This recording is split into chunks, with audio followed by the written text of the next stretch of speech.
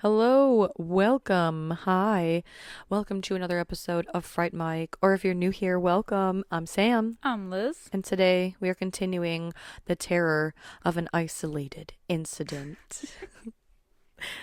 Scary things that happen in isolation. And boy, today we are dealing with one hell of an isolated incident. Very remote. Very remote island. We are talking about, I feel like, a little known movie from 2011 called Retreat. Yeah, and this is something that was new to me. I had never heard of this movie in my life, and it wasn't until you mentioned it on one of our Patreon.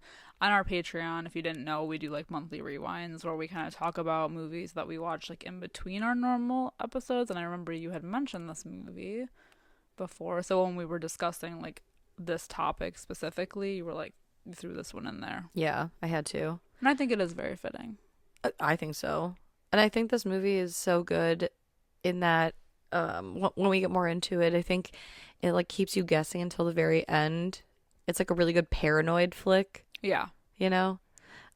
This one stars Thandie Newton, Cillian Murphy, Jamie Bell. Jamie Bell, I think, is the other guy, right? Yeah. Then I think like two other people. Yeah, there's like no one in this movie. It's a very small cast. And basically takes place on a remote island. There's a stranger that comes about, and they can't decide if he's telling the truth or not. I feel like this could be in the same universe as 28 Days Later. I agree. This is like the post 28 Days Later movie. It's Cillian Murphy core. He escaped to a remote island, and this was his fate. Yeah. Oh man. And I feel so bad. This movie used to be on Tubi, which is how I originally had watched it. It had been on my list for forever, and one day I just thought, screw it, I'm gonna watch it. And then we recorded our episode on it. You asked me about it because I think you had tried to watch it right after, and it was gone. It was literally gone. Yeah. And then it came back, and it was gone again. So right now, it's not currently streaming anywhere. I know. I do apologize. But maybe by the time this episode comes out, it'll be streaming. Yeah. Keep checking Tubi. But it is available to purchase on Amazon for those interested. It's good, I promise. So, fair warning about spoilers. If you haven't seen this movie, I feel like a lot of people haven't. No. Try to find it, rent it, blind buy it, see if it's selling at a local resale shop. I don't know, but we'll get into it. Yeah. So this one came out in 2011. Currently has a 5.8 out of 10 on IMDb. 62% on Rotten Tomatoes. All right. Pretty good. Solid. Pretty good. So I just want to say, because like this whole movie starts off with this couple played by Cillian Murphy and Thandie Newton. Their names are like Martin and Kate. They like are having issues. We don't know what the issues are right away, but they're definitely having like issues in their marriage. So like their whole thing is like, we're gonna go to this remote island. I think it's like off of Scotland. I think so.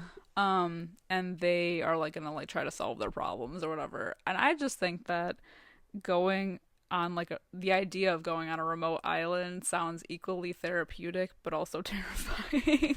Yeah. Because they can't like they don't have their own boat. They have to be like ferried in by like the local guy who owns the like it's one single property on this island, and he's kind of like, oh, like CB radio me if you need me and let's hope it works. Yeah, honestly. Like I don't know, I couldn't decide in that moment if I would like that to be like not near civilization at all, or if that would terrify me too much. I would hate it. Straight up. Yeah. It's not my vibe. I don't know, ma'am. When you and I went to Ireland and we were staying at that Airbnb, it was not on a remote island, and yet I felt so far away. It's because it was dark everywhere. You couldn't even see anything. We were surrounded by water on three sides. There was one lane road in and or out. It by morning, lovely property, beautiful property. Oh, At and night, we heard something dying in the distance. legitimately, like literally. like an attack. Mm-hmm. It was Not quite someone, terrifying. it was something, Something. like an animal. Yeah. So that didn't help. Yeah, so I know if I was on a remote island, couldn't handle it. It's just the idea of like if something were to go wrong, like things do in this movie, Mm-hmm. wouldn't I want to be able to like, I mean, if I had my own boat maybe, but I don't know. Right. Well, and they do have like a small boat Mm. towards the end. Oh no, Mm. No, I don't think I that's guess their that's not boat. their boat. Yeah, Yeah. you're right. Because she You're keeps right. saying like we don't have like that's the whole thing, and I guess we could talk more about it when we get to it. Like how they're like we need to get off the island, and I'm like literally how, Mm-hmm. literally how. What you gonna do? Swim for it? You're never gonna make it. Yeah. Yeah.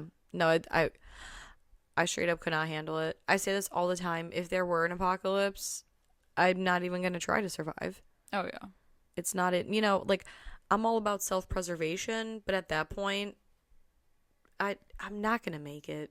I'd rather just go out in the flash or the bang or the whatever it Or is. the bite. Or the bite. Yeah. Take me first wave. I'm not struggling to survive. I'm not eating canned beans. I'm not living without central AC. It sounds so diva, but I'm accustomed to a certain I'm lifestyle. accustomed to a certain way of living and I can't do it. And you know what? And I'm tired. And that's it. I And am sick I'm tired. and tired. I am sick and tired. Maybe if What I was more is there to live for? like if I was young, if I was a teenager, I'd probably try to to The outrun whatever spark it is is. still in my Yeah. life. At this point, I'm 33. I'm beaten I've down. seen enough. I've seen what I needed to see. I've seen those things that Earth has to offer. Okay. Not for me. Yeah, and I know my place. Okay, I'm not gonna be a billionaire. I'm not suddenly gonna come into a lot of money and Hey, go, you "Whoa, never look at know. what the You never know. mm, You never know. don't I?" This is me trying to ignite my spark. Right? I'm trying to convince myself it's all worth it. Anyway, retreat. We're on a remote island, no access on or off except for Doug, the ferry guy, the owner of the Airbnb, the Verbo cottage. house. Yeah. The cottage. Yeah. And yeah, Kate and Martin, they're struggling. Things are tense between them. Like immediately, he's like, "I'm gonna cook us some dinner," and she's like, "I'm gonna go write." So he's an architect, and she's a writer, a journalist, I think. And she's immediately like writing this story about like, "I can't believe I'm writing this, and I'm using a fake name." But we come to discover that Kate was pregnant, and she went for a routine checkup, and something was wrong. She lost the baby, and for whatever reason, she's mad at Martin about it. Yeah, she's mad this whole movie. Yeah, she's honestly, She's kind of a bitch. she's a handful. Well, she's just like, I feel like I didn't like connect with her, man. I mean, it's like unfortunate like what happened to them, but she is just like a downer this whole movie. Even Yeah. when he's like trying to like help her through the whole thing, Mm-hmm. she's just like, meh.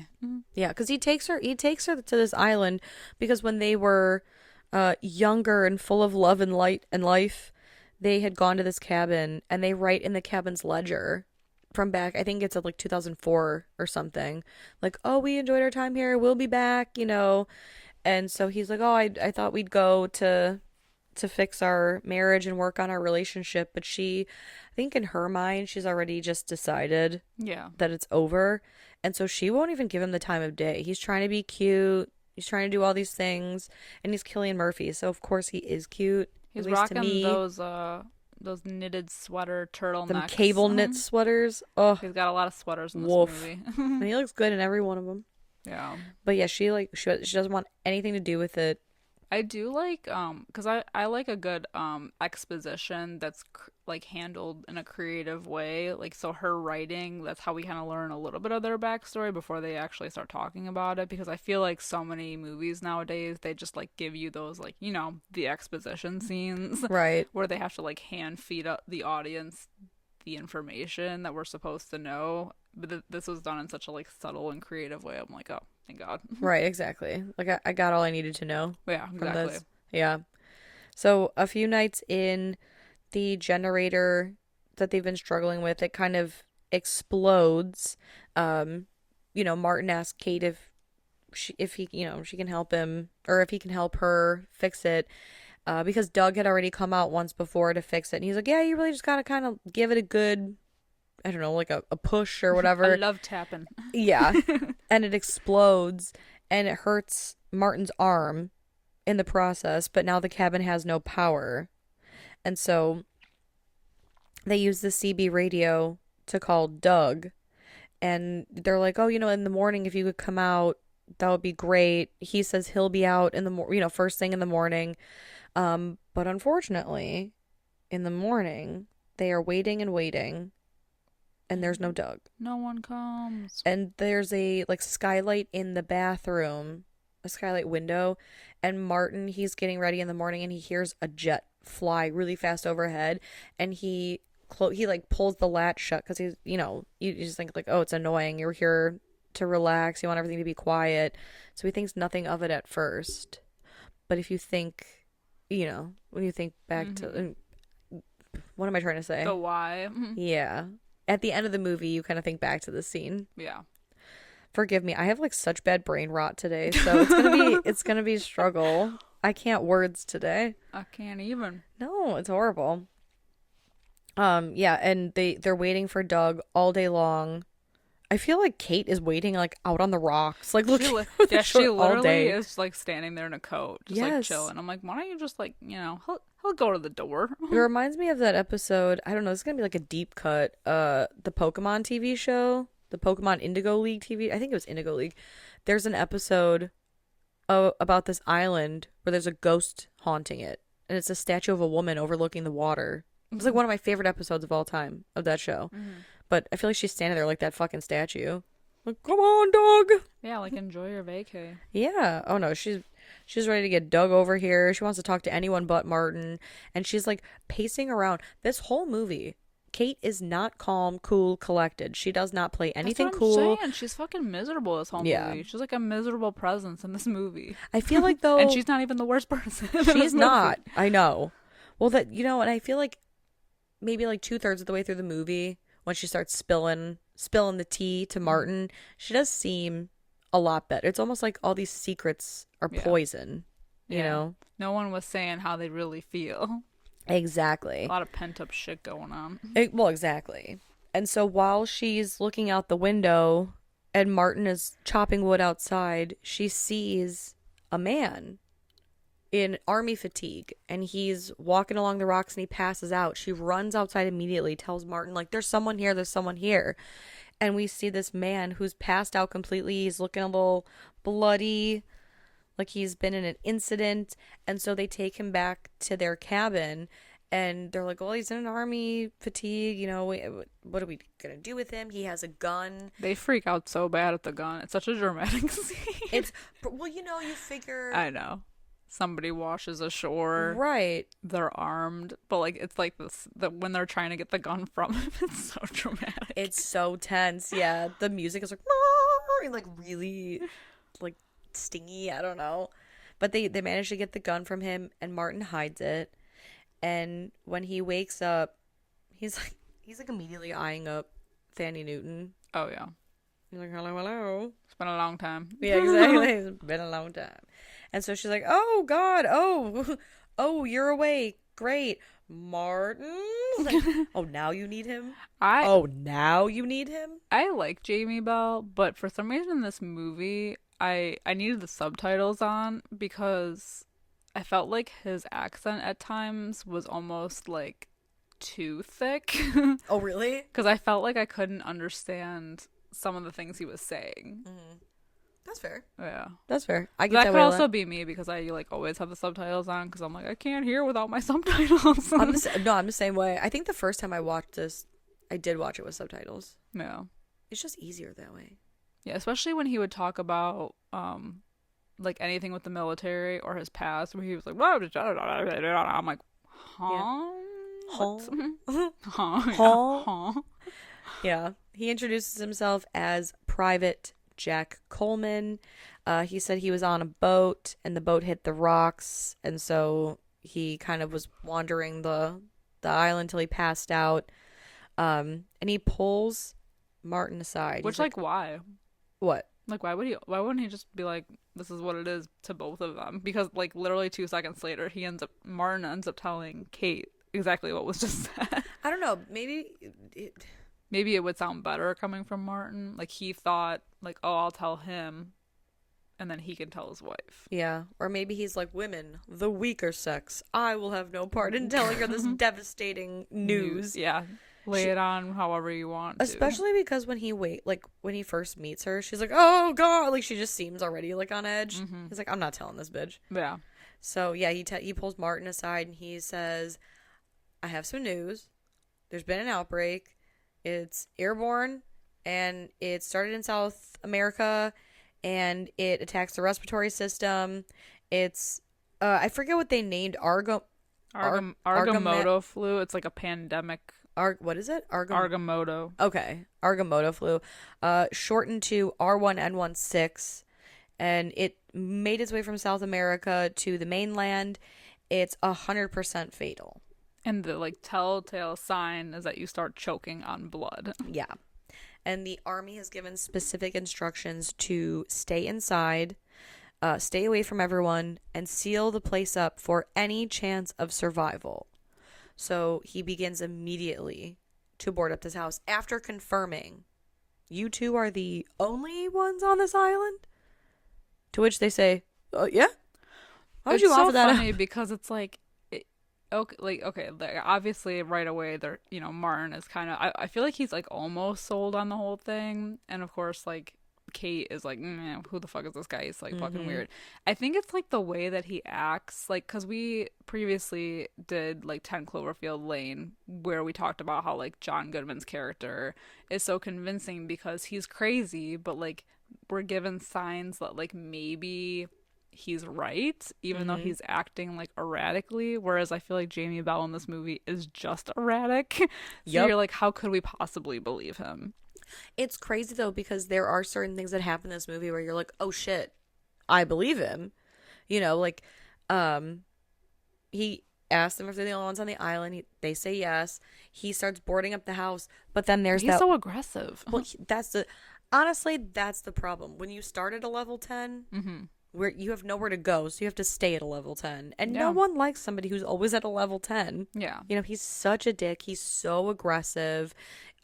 He tries to like strong arm Martin at every chance he gets. Yeah, he's like bossing them around this whole movie. Yeah.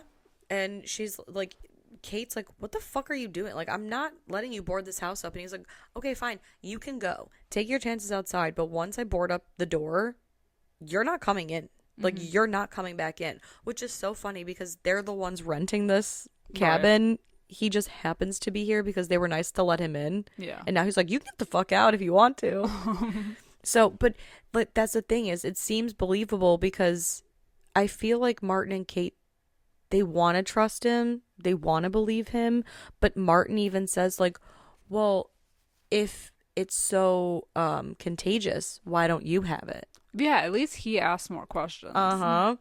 Yeah. And I think Kate, her issue is she's just kind of a bull in a china shop. She just like goes for it. Yeah, like she's head on. reactive. There's no tact behind her questioning, where like Martin is a little more like, we got to keep him sweet. Do what he says. Yeah, like play along. Exactly. But the one night they're like, I think Martin falls asleep in the chair, right? He and sleeps Kate's in the chair asleep. the whole movie. I'm like, why can't you move your ass over? Yeah, true. True. Let him sleep on the bed.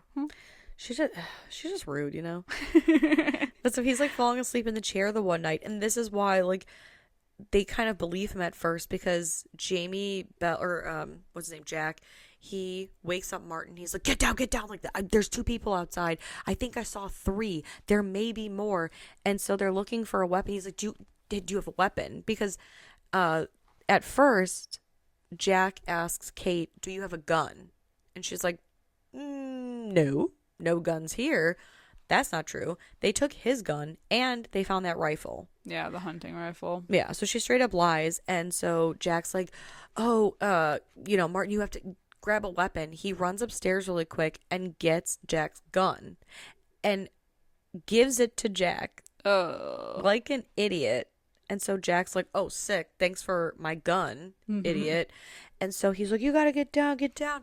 And he's like, they're approaching, they're approaching. So Martin grabs like a weapon and goes like, to crouch down. Uh, well, Jack fires off a couple shots, right? Mm-hmm. And Kate shows up and they're like, get down, get down. And so Jack's kind of like looking through the windows or whatever. And they're like, oh, they're running back for shore. I think I scared them off. Like, okay, dude. Right. So it's like, oh, you are kind of Like, you were convincing enough, but also, I don't know. right. Also, I didn't see it with my own two eyes. So Mm-hmm. I don't know. Because they never show like a POV outside of the cabin. Well, because Martin gets up to like look through the peephole, he's like, get down, get. It's like, so he's never seen them. He can't confirm that there were people here. Right. We as the audience never see them either. Right. So we're just as lost and confused. Mm-hmm. We're in the dark. Yeah. Exactly. Uh-huh. He's like, there are two, they're running back to shore, but that was just 2-3 people. More will come. Enjoy the podcast, like what you hear, and you want to hear more? Well, you're in luck. We have a Patreon. That's right. If you don't know, we talk about new movies on our Patreon. We do monthly rewinds so that way you can find out what we are watching between our main episodes. Sometimes we craft spooky cocktails to match our theme of the month and watch parties galore. So much fun over there.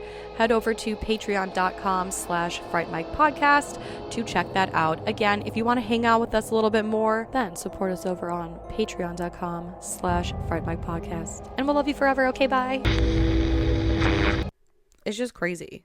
Yeah, and now he has the gun now, and he's also like, he's already, loony. He's already nuts. But he does fix the generator, which is nice. Well, and so I they feel have like power too, again. there's like a weird power play that happens here, because I feel like Jack now is like kind of getting into Martin's head, like, this is like when he's like, oh, we can't have, Kate around because we can't have her making decisions because she's just so erratic. Speaking from him, coming from him. Exactly. And then at some point it like flips, and then he's trying to get on Kate's good side. And that's when Martin gets all pissed off. So it's kind of like, he's playing both of them. He is. He's definitely playing both of them. He's a fucking nut. Yeah. So now because they have power, Kate is preparing dinner. And she starts, she's being sweet. She helped him with the generator. And so she's like, oh, yeah, I'm just going to cook some dinner. Like, are you married? And he said, yeah, he was once. And she says, do you have kids? And he says, no, I never got the chance, because of the disease. So she's like, oh, that's a shame. And, she's trying to be kind of like flirty with him in a way. And she gets real close to him because like at first when she's over by the stove asking him, she's like, oh, well, what did she look like? And he's like, she was petite, thin, dark skin, dark hair, dark eyes. Like, exactly like she is. Yeah. And she's like, oh, I got you. Oh, okay, I get it. And so she's trying to flirt with him, and he's got the gun on the table. She's not slick. No. Because she is kind of flirting with him and literally reaches for the gun. He's like, excuse me, what the fuck do you think you're doing? Yeah. And he puts her arm in like a lock. A lock. And he says, don't talk about my wife again. And then he feels her up. Yeah. Yeah, then basically he's like, you want to get fucked by a real man? You come find me. More or less. Yeah, more or less. So she feels violated. She feels so gross. And this is when they start scheming. Because she's like, I think he's Looney Tunes. I think he's absolutely Looney Tunes. Yeah. So that's when they want to leave. And he won't let them leave. They pack up their bags and they're ready to head out. Yeah. Very peaceful about it. Yeah. They're like, hey, I think we're going to go. We're going to take our chances. We want to see our families. Yeah, so he locks them in the bedroom. Yeah. Like a nut. But there's that skylight. Of course. So Killian sneaks out a couple of nights. He does some Scooby-Doo detective work. Yeah, he finds the boat that Jack, I'm assuming, washed up on? I think it was Doug and his wife because that's when he finds the bodies. Oh, okay. Doug and his wife. See, that's what I assumed. I don't know. There is a boat at the pier, but then there are also two dead bodies, and they're Doug and his wife. Mm-hmm. So they obviously had to come From somewhere by boat. I think I forgot that. Like, I mean, not that he found the bodies, but like because Jack said like, "Oh, my boat like started sinking, so that's how I got ashore." Yeah. Because I'm like, how else did he get unless he was like really close when his Right. boat sank? Like, how else did he get there? Because Killian Murphy says it a few times that the waters are like freezing. So yeah, but he does. He finds the bodies and he finds the boat. Mm-hmm. So he knows Jack is a murderer. Why didn't they just sneak through the skylight and just start heading on the boat I like don't that know. night? I don't know. Because Kate never leaves like through the skylight. Right. It's just Killian Murphy doing it. They He's should have doing just the- he's taken their doing the work. chances. I Yeah. know. But he does, like, Jack gets super paranoid and checks on them, I think, both nights. Yeah. You know, and he hears things because Killian Murphy's got to come from the roof. So he's, like, looking out. But the one night, too, Killian Murphy goes to grab the gun, like the shotgun and the shells, and he drops them in a puddle because he sees Jack's silhouette kind of looking out the window. So now the bullets are wet and they have to let him dry. But that scene was tense, too, because he's getting Like the right vibe. there. Mhm. Yeah, he goes into their bedroom Yeah. and sees, and Killian Murphy, thank God, is like back in the bed. But once Jack leaves the bedroom, Killian Murphy pops up and he's still in his like raincoat, like fully dressed. Yeah. And so they're letting the bullets dry out and they hear him coming. So they hide the gun and the bullets under the bed and he's like, "You two downstairs now." And I don't know what his deal is. Like, he's always having them chop up furniture. Dude, he's like, yeah, he's like chopping wood most of this movie. Yeah. Which is confusing because he comes in with like material to cover the windows and then he's like boarding the whole place up Mm-hmm. like crazy, but they end up getting the upper hand finally. Yeah. Martin, who at the beginning of the movie pulls out an inhaler, so we know he has asthma. He has what seems like an asthma attack. And Kate's like, "Oh no, asthma. He has asthma. We need his inhaler. I'm gonna go get it." And Jack, who's ultra paranoid, he's like, "Absolutely not. We are all gonna go get this damn inhaler together." And so they're in the bedroom. She's like, "Where did you put it?" And he's like, "It's in the bathroom." And she's like, "I have to go get it." He's like, "We're all gonna go to the bathroom together." This guy's a fucking nut. He is. That's why I'm Mhm. like, he's not as convincing as to like, is there something actually going on, like more going on? Right. Like, Because I'm like, this dude's fucking nuts. well, right. If you want someone to believe you, you don't act the way this Yeah. guy's acting. Yeah, cool, calm and collected. Right. Because, like, I straight up don't believe this guy, you know? Or just like find that middle ground. Because I guess if you're too calm, I'm not going to believe you anyway. Because Yeah. he's going to be like, well, guess what? It's the apocalypse. And, now that I'm here, I really think we should ward up the place. Because I'm like, okay, you're full of shit. You got to be a John Like, you're Goodman. weird.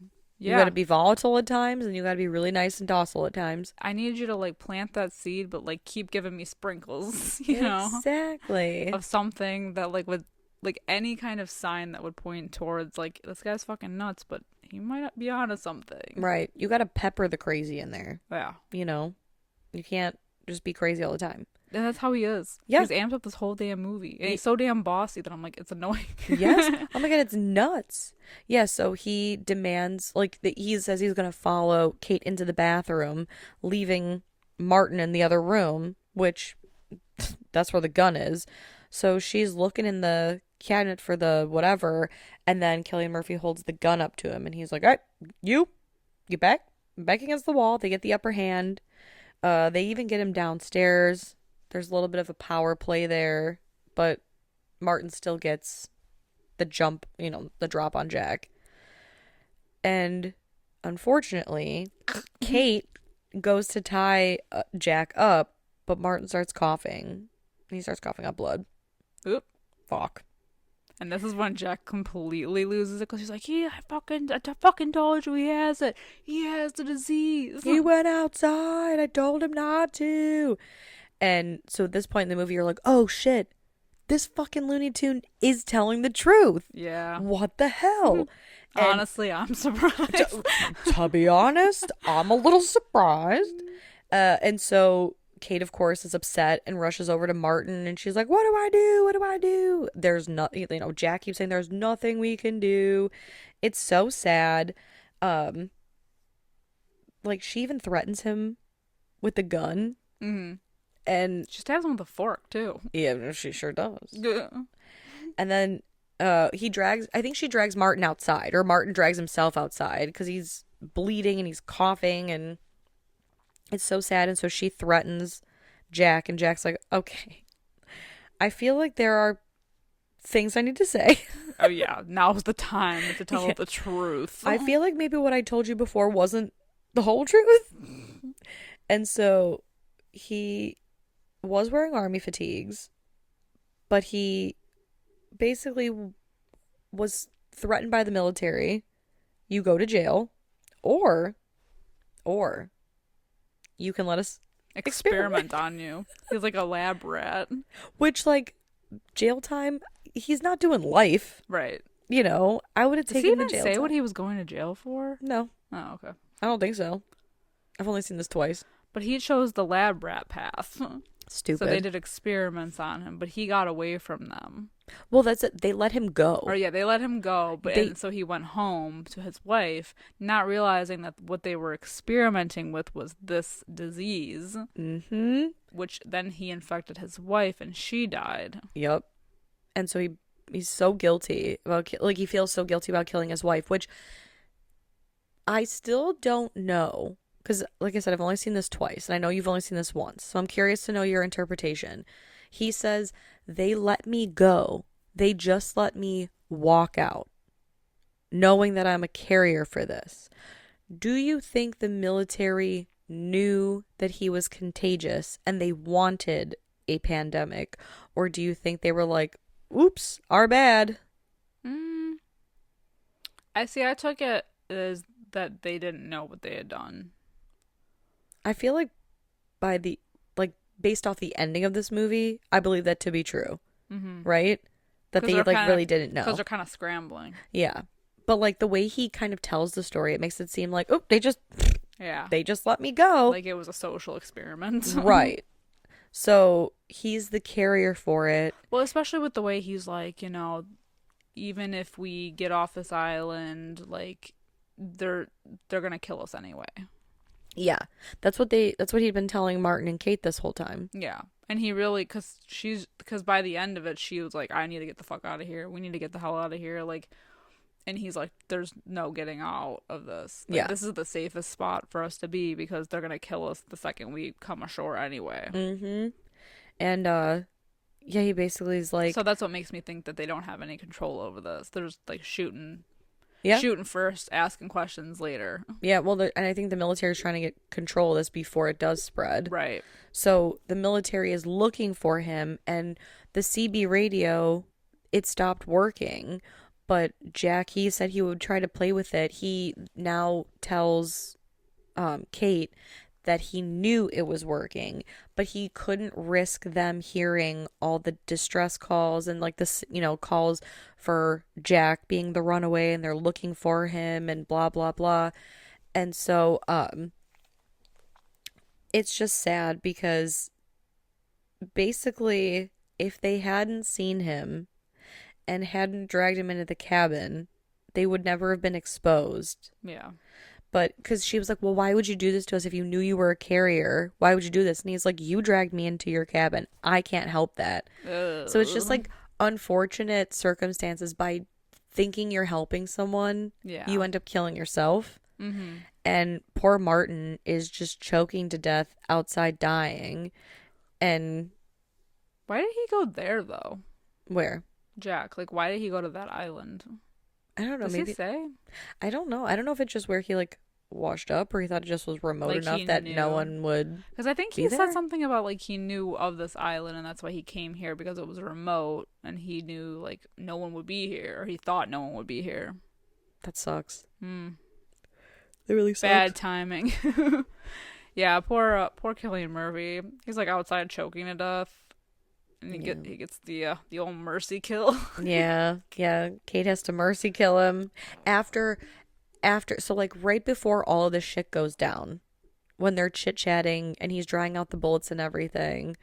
Um she, or I think maybe it was even before that, she comes clean to him and says, because they have a discussion earlier, she's mad. She's like, I feel like you were glad I lost the baby. You never wanted a baby. And so towards the end, before they try to leave, she tells him, I have to tell you something. I stopped taking the pill. So, like, it wasn't an accident, like I said, but you kept saying you weren't ready. And so it's this whole thing of, I think there's like a lot of forgiveness there. And she seems to be much lighter after this. I feel like unfortunately, it seems like their relationship really is going to be on the mend. Yeah. But now he's dead. And when they turn the radio on, she can hear all the calls. And she's like, tell them what you've done. And he's like, Jack's like, it's not going to bring Martin back. And she goes, I don't give a shit. Like, basically, I don't care. Tell them where you are because you're a piece of shit. And my husband said, because of you. And so he puts in a call and they're like, oh, hello. Where are you? Because if you've come in contact with the person we're looking for, there's a vaccine. And he's like, you're fucking lying. Yes. Well, and now Kate's like pissed because she's like, we could have saved my husband. He's like, no, no, no. They're lying to you. They'll say anything they possibly can to get us to, tell them where they are because obviously, hello, they're looking for us. And she's so pissed off that she shoots him dead. Oh, yeah. Pretty awful. So then she's like, all right, I'm going to take the boat and head out. And she drags Martin's body. She drags his body all the way over there. And just as she's about to like hop in the boat, fucking helicopter out of nowhere comes and snipes her ass dead. Damn. What an ending. What an ending. It's just twist after twist, man. Dark. You don't know It's who just to believe. dark. Well, it's funny because you go from not believing, or like, you go from believing Jack a little bit to kind of believing Jack more, to not believing him at all, to now being like, oh shit, he was right, to then going to like, oh, you're a liar. You keep saying there's not a vaccine. You're a fucking liar. You know what, you piece of shit. Because he did lie about being the carrier. Like, I isolated us in this cabin and sealed us in because we can't go out because you've all been exposed. And then he was telling the truth about them lying about the vaccine. Yeah. It's such a bleak movie. Yeah, and like I think the fact too that like he was like, we can't go outside because it's an airborne thing and it's going to hit this island eventually. But like, so do you think it like because Cillian Murphy got it? Did he get it from Jack or did he get it from going outside? I think he got it from Jack. But why was it so delayed? I don't know. I don't know how it works exactly because Kate didn't get it. Kate did not get it. I mean, not that we saw it yet. Right. Well, that's the thing. How long does it take? We don't know much about it. I assume his wife got it fairly quick because they were intimate together. Yeah. Jack's wife who died. Yeah. But yeah, I don't know. I don't know how long it would have taken. I think probably it was a story choice to not let Kate show symptoms because you want that mystery. That mystery. Yeah, because Kate never went outside. Yeah. So it helps corroborate Jack's story until we get the truth from Jack himself. Yeah. That he's the carrier and, they're in close quarters together. My question is, he boarded the three of them up in that cabin and was like, we can never leave. Right. Well, how long was that going to last? And that just adds to his craziness because he even says, like, the line, like, we could be a family now, just the three of us. And it's, like, really weird. It's crazy. I kept thinking, how long did he think this was going to last? But also, I guess he knew that after exposure, they would be dead soon anyway. Yeah. But what's his plan? Yeah. He's the carrier. He can't go be with anybody. He can't go out there, but they can't stay there for too long because they'll run out of food eventually. Right. Yeah. I don't think he had a plan. His plan was just like, he's another reactive person. Yeah. Because he just was like, I'm going to board up your shit. His plan is to be frantic. Yeah. Yeah. Be on level 10 at all times. Threaten people with violence. Yeah. Violence and sexual assault. Oh, yeah. I don't know. Yeah, but this I feel like this movie could be like a unofficial sequel to 28 Days Later. Feels like it. Because it's like Cillian Murphy gets away from the zombies, the infected, goes to the remote island just to be reinfected. Yes, exactly. Survives all that. For what? And for what? And for why? Ugh. I love Killian Murphy. I love everybody in this movie. Yeah. Even Doug. Yeah. The boat guy. Oh, poor dog. I know. He didn't deserve it. He did not deserve it. So, Retreat. What are you going to rate it? I will give it I think I'm going to give it like a 3 out of 5. Nice. 'Cause Solid. I enjoyed it. I thought it was enjoyable. Hell yeah. I'm going to give it a 4 out of 5. Because I still love the paranoia of it all. Oh, yeah. And, like, there's nothing quite like watching it for the first time when you don't know if it's exactly. actually true or not. I fucking love movies like that. Oh, yeah, same. Like, this is, like, one of my favorite, like, things. Yes. Like, subgenre paranoia horror. Yes. Absolutely. Because I feel like I'm always a good judge of character, but these movies prove that, like, I'm not. Mm-hmm. Even though they're designed to fuck with you. I'm always like, he's so full of shit. Well, That's the thing. I could be a paranoid person, but I could be convinced. oh yeah. I could be easily swayed pretty convinced. easily. Yeah. I'm so easily convinced. But I think I'm also like a skeptic too, and I think the skeptic in me will get me killed one day. Yeah. Someone will be like, "We can't go outside. The air is toxic." I'll be like, "Yeah, bullshit." Right. Well, like, how toxic is it? Like, I feel like I could survive. Yeah. That's like back in the day when we used to be makeup people. Mm-hmm. And there was a brand that came out with a palette that was totally shit on. The Anastasia Subculture palette. This is like so far from horror. But everyone was like, this palette is trash. The eyeshadows are garbage. And I said, I'll see for my fucking self. And we liked it. We loved it. So sometimes people are liars.